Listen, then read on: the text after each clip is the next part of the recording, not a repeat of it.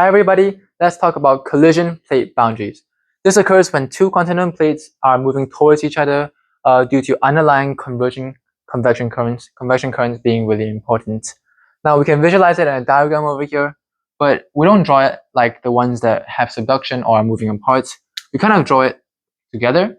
You can see like this going up, you can see this going down slightly, and you draw kind of like a zigzag over here.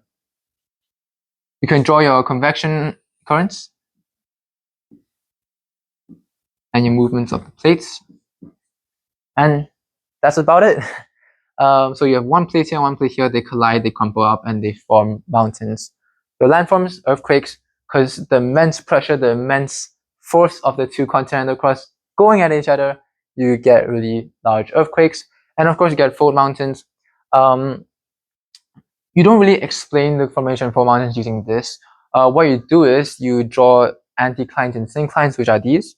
You can just draw kind of just going up and down, and you can draw multiple layers of it. Just draw a tree,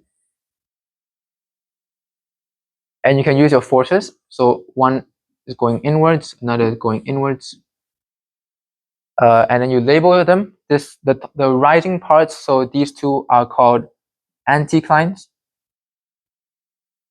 Anticline. And these two kind of depression thingies are called synclines.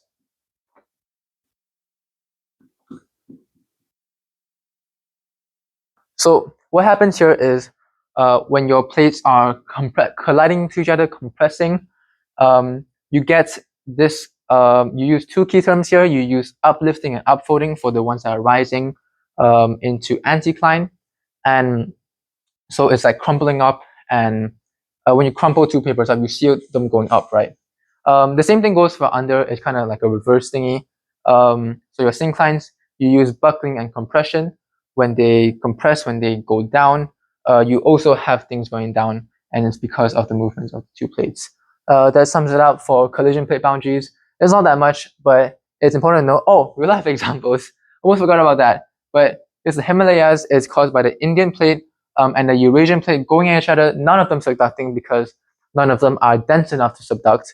So they're kind of just this bulky pattern, and it's the tallest mountain range in the world, tallest peak as well, at 8,800 meters.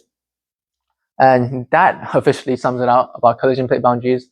Hope you guys enjoyed, and I'll see you in the next video.